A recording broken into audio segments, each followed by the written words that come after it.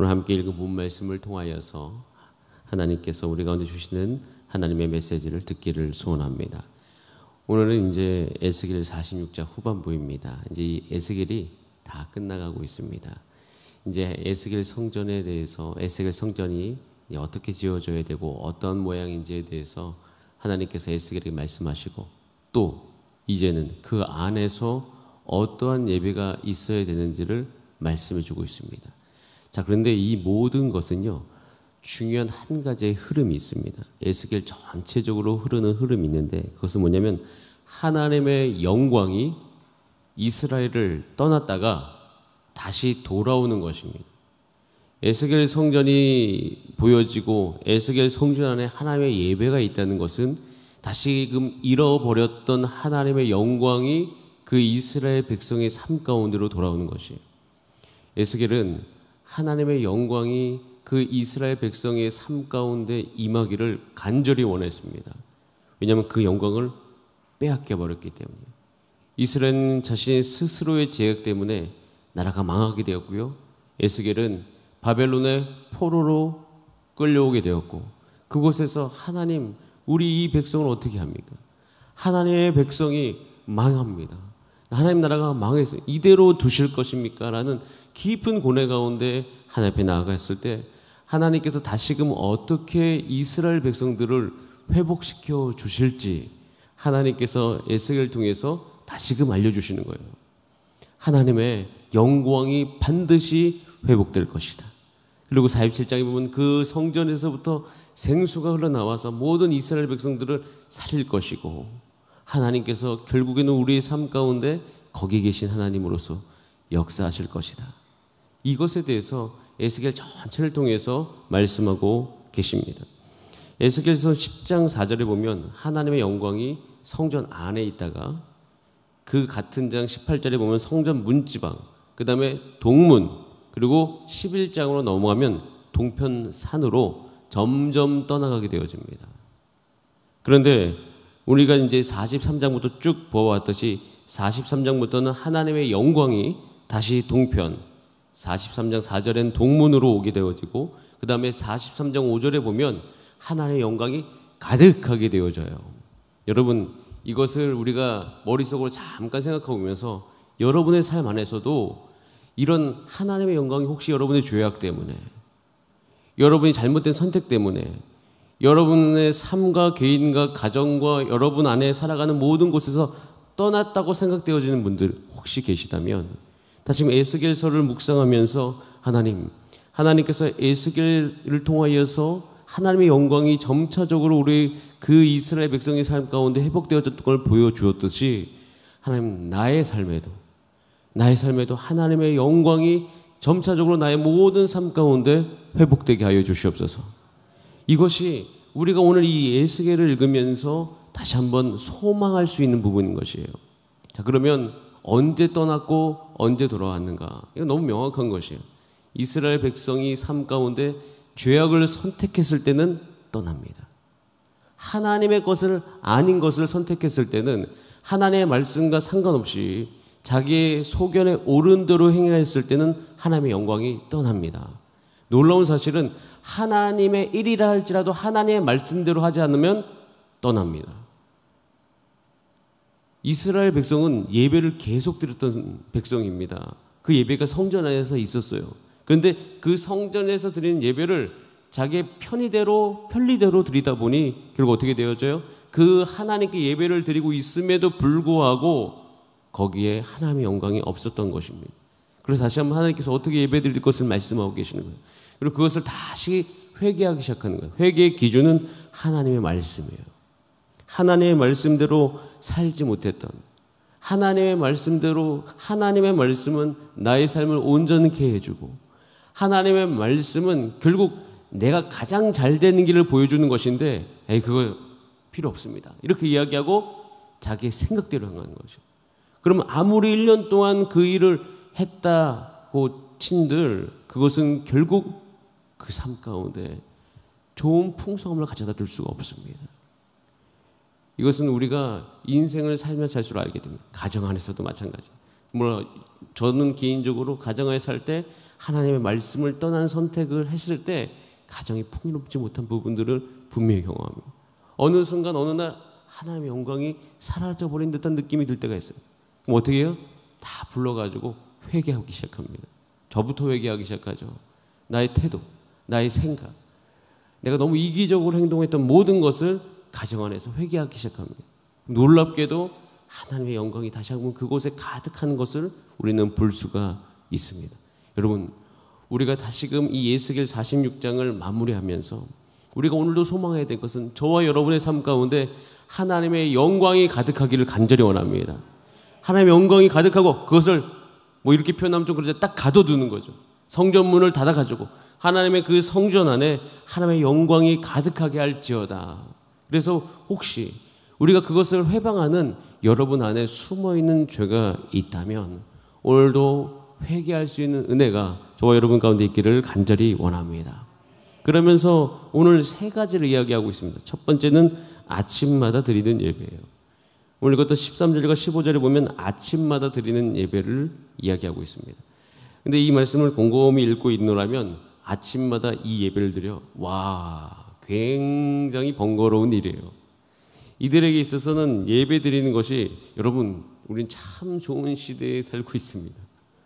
정말 하나님 아버지의 거룩함과 하나님 만나는 것은 이렇게 좋은 시대가 없었을 거예요. 역사적으로. 그럼 생각해 보세요. 여기 보세요. 13절에 아침마다예요.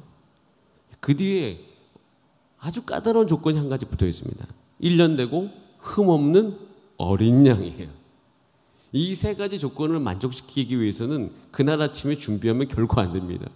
그 전날이나 그 일주일부터 아침마다 드리기 위해서는 그 어린 양을 다 준비를 해야 되는 것이고, 그리고 어린 양이라는 것은 갓 태어난 새끼 어린 양 아니겠습니까? 그러면은 이 모든 것은 굉장한 많은 준비를 요하는 부분인 것이에요. 그래서 어떻게 해야 돼? 아침마다 드려라 라고 되어 있습니다. 이걸 딱 읽고는 아침마다 어떻게 그런 예배를 드립니까? 이런 생각을 할 수 있습니다. 자, 여기서 우리는 우리에게 질문해 볼 수 있습니다. 사실 이것은 쉬운 일은 아닙니다. 쉬운 일이 아닌 것을 넉넉히 하는 분들이 혹시 옆에서 보신 분 있습니까? 가정 예를 들어서 저건 정말 쉬운 일이 아닌데 어떻게 저걸 하고 있지? 이런 것을 혹시 주변에서 관찰하신 적 있으세요? 그런데 그분들에게 가가지고 물어보면 한 가지가 분명히 있습니다. 왜 그 일을 하세요? 왜 그 일을 그렇게 매일마다 번거롭게 하세요? 라고 물어보면 그 마음속에 이것은 정말 필요한 일이니까요 라는 마음이 있습니다.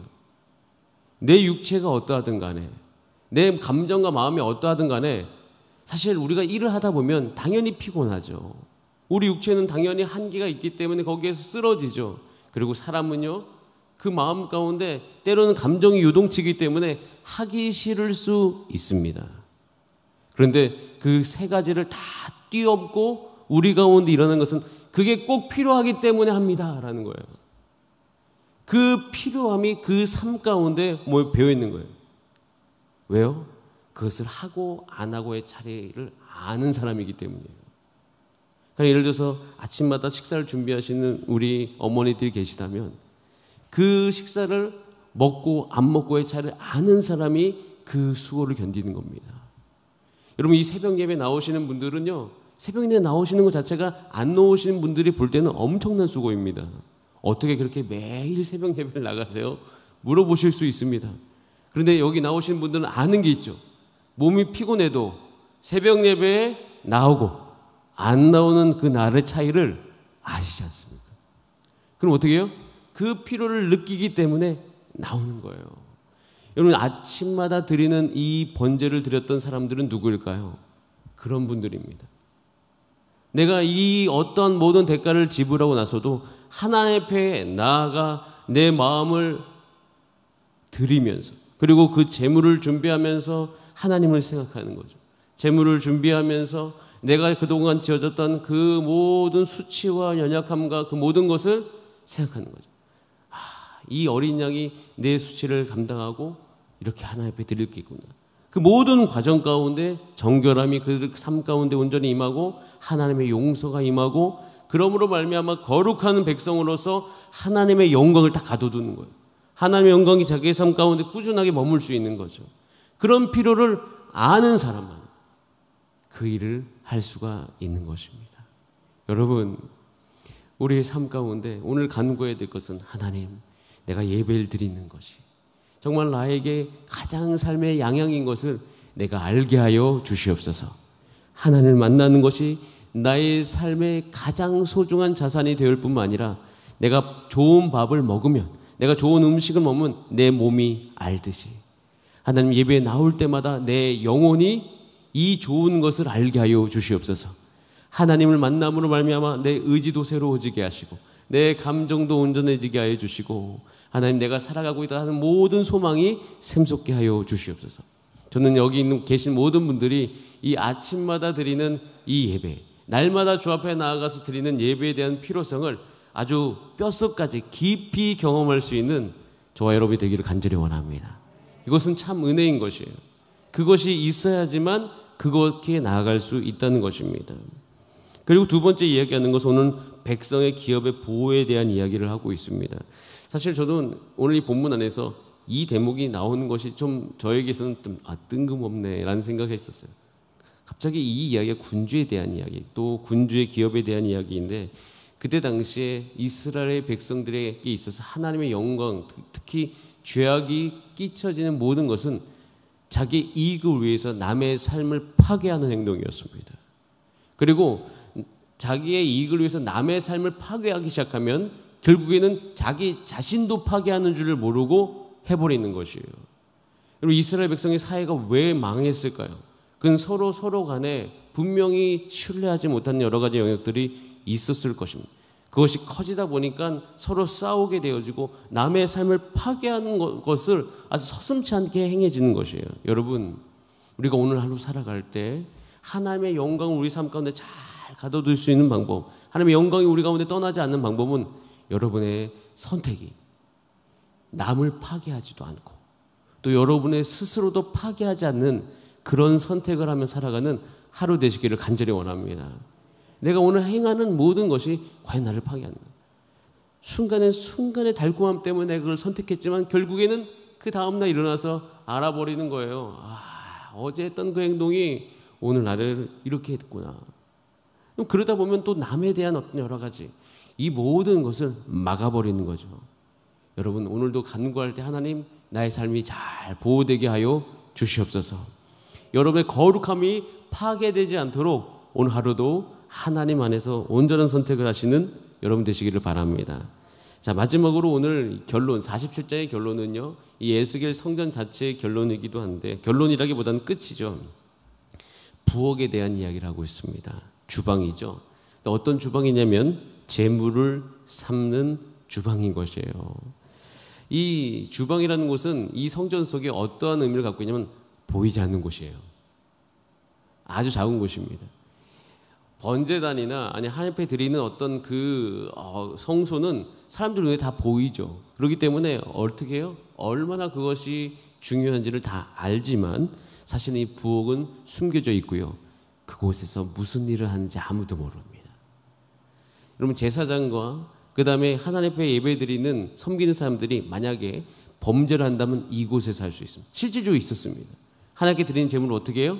다 온전히 드리고 제사법에 보면 어떻게 드려야 될 거 다 나와 있는데 거기서 좋은 것을 누가 취해요? 은밀하게 자기가 취해버리는 거죠. 왜요? 나중에 다 태워버릴 거기 때문에 뭐가 남았는지 몰라요. 그렇습니다. 나중에 번제단에 가서 홀라당 태워버릴 거기 때문에 다 태우고 나면 이게 예전에 어땠는지를 알 수가 없죠. 그러니까 교묘하게 어떻게 해요? 여기에서부터 은밀한 죄악이 있을 수 있다는 거예요. 그러니까 하나님께 드리는 예배의 영광이 깨지는 것이 어디서부터예요? 부엌에서부터입니다.